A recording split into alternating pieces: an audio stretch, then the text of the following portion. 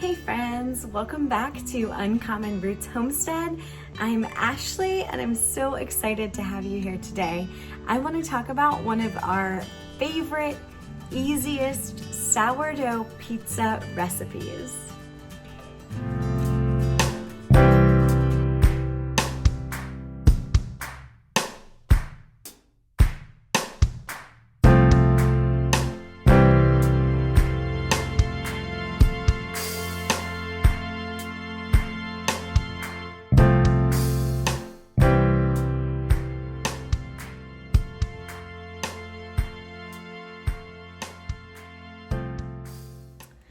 All right, so if you're anything like me, you have been obsessed with sourdough for a ridiculous amount of time and done just about everything that you can imagine with sourdough. And if you're not, no worries, you can always start today. Sourdough is one of my absolutely most favorite types of food. It's a natural yeast. There's a lot of really great probiotic qualities to it, and it's really easy, and it's something that you can kind of nurture over time. I think it's so cool that you can have a sourdough bread that sourdough has been fermenting for hundreds of years. So obviously my sourdough starter is not 100 years old. Mine is about 2.5 years old, but it's nice, it's sour, and the great thing is it does so well in the fridge. It's not something you have to babysit every day, but that's something for another video. Today, I want to talk about pizza. There are tons of sourdough pizza recipes. You can find slow rising recipes that you let ferment over time, where you're really creating a bread. And then you can find recipes like this that are literally the easiest sourdough pizza recipe ever. The ingredient list: sourdough starter. That's it. I season it, so I guess you could count this as different ingredients as well, but all I use is my sourdough starter, and I don't even use an active starter. So I will pull my starter right out of the fridge and I will use it to make this pizza crust. And we think it's one of the best, easiest crusts that you can make. It literally takes zero effort. You just pour it onto a hot pan and you're good to go. So I'm gonna show you how I do that, and then I'll come back and I'll talk a little bit about why I think that it's best to use a cold sourdough starter, and hint, it's my discard. So we'll talk about that in a second. But first, I wanna show you what I'm gonna do. All right, so this is not my sourdough starter. So I know that's tricky. I just told you I was gonna use my sourdough starter, and now I'm showing you something that is not my sourdough starter, but it's not that complicated. This is just my discard. So my true sourdough starter is actually taking a very long nap in the fridge because I have not had the time to bake with it in the last couple of weeks, so it has been there. But this is my discard bin. So whenever you're making sourdough, obviously when you want to bake with it, you need it to be active. In order to have an active sourdough, you need to feed it, usually somewhere around equal parts flour and water. As you can imagine, every time you feed your starter, it's getting bigger and bigger. So in order to avoid wasting, cups of flour at a time, you usually discard some so that you're only feeding, say, half a cup of starter instead of feeding 6 cups of starter with 12 cups of water and 12 cups of flour. That can get out of hand really quickly, especially if you're just a home cook. So what do you do with that discard? Some people throw it away. I think that is the saddest thing ever, but I have definitely done it. I never will do that again because I realized I could just put that into a container, leave it in the fridge, treat it like an inactive sourdough starter, and then I can bake with it all the time. There are a ton of recipes out there too if you want to do something else with it, but the trick of the day here is you don't have to use it immediately. So I've talked to people who think like, oh, I don't save my sourdough discard because I don't want to cook 2 recipes. I'm already preparing to cook something with my active starter. I don't really want to have to do something with the remnants that day. You don't have to. I literally will take my sourdough starter out of the fridge, and before I feed it, I add whatever discard I want into this, which is already cold, already living in the fridge, and I just put it back. It's like it never happened. It's like it never came out of the fridge at all. And then when I'm ready to use it, almost all of the discard recipes that I use this for require an inactive discard. So I rarely discard my starter once it's active. I use it to bake and then I'll just put it in the fridge after. So this is all just inactive sourdough starter. It has that sour taste. It's separated a little. You can see here, there's that nice like pooch on top. I just mix that in. And then I use it. So you can make crackers or our favorite, the pizza recipe that I'm going to show you today. So yeah, let's go ahead.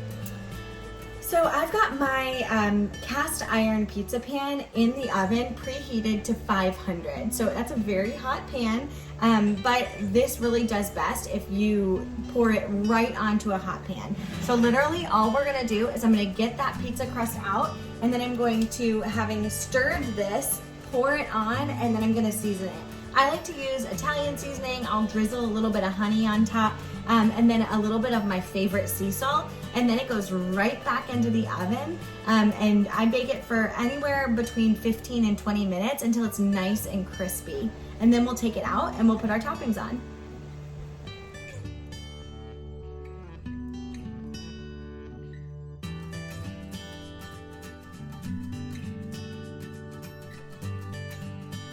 Okay, so I want to show you what it looks like right after you pour that cold starter onto that very hot pan. You'll see I drizzled it with a little bit of oil. I like to use avocado oil because if you use something like olive oil at 500 degrees, it's actually going to burn.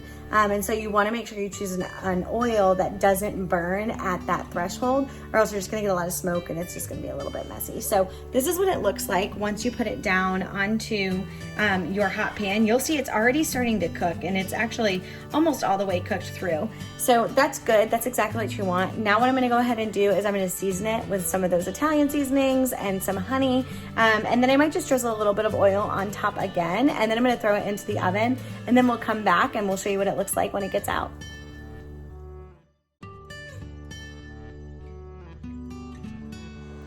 All right, so it's been about 11 minutes, and I'm gonna go ahead and I'm going to pull that out, and we're gonna see what we're working with, and then I'm going to put some more toppings on it. So today I'm gonna top it with some habanero peppers that came straight out of the garden. They're a heatless habanero, so super fun. They have all of that like sweet, tangy flavor that a habanero has, but none of the heat, which is really great. And then I'm also gonna add some sugar rush peach, which are a hot pepper. And so that's where we're gonna add that heat back in. They're a little bit more mild than a habanero, about, I'd say the spiciness level of a jalapeno. But they have a really great sweet flavor, and it's just, they're really wonderful. And they have this like peachy color. So this is what they look like straight out of the garden. I've sliced one up that I'm gonna put on the pizza today. And then I'm also gonna top it with kale and some House Andouille sausage that I got from Hen Hawk Butcher. If you're local to Knoxville, it's a really great butcher that's right downtown that has some really great cured meats, so highly recommend. I'm gonna be using their Andouille sausage, and then I'm gonna add some mozzarella cheese, and I'm actually not gonna do a sauce on this one. I might do a drizzle of some oil, but I'm not gonna put anything else under there. So let's get that cooking.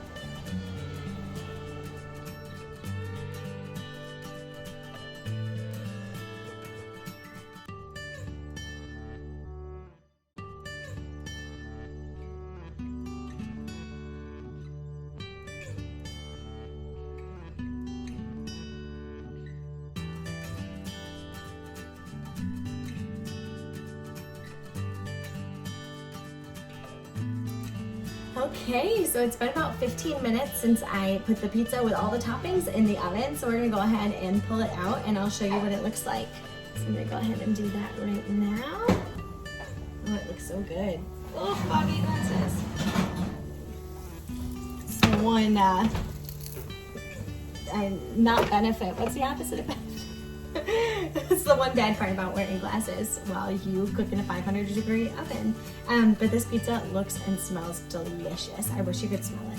I am going to show you what it looks like, and then the final secret ingredient. So let's see. Pick you up.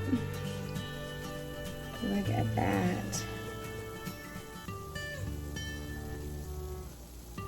I don't know if you could hear that sizzling, but it smells amazing. So the last thing that I'm going to do Hope you guys are cooking. So the last thing that I'm gonna do before we eat this is I'm actually gonna zest a lemon right on top. It's gonna bring out all of those flavors in the andouille sausage and that the sugar rush peach peppers, and it's also gonna add a nice sweet tang to that ricotta cheese that I globbed on top. So I'm gonna go ahead and do that now, and then we're gonna enjoy this.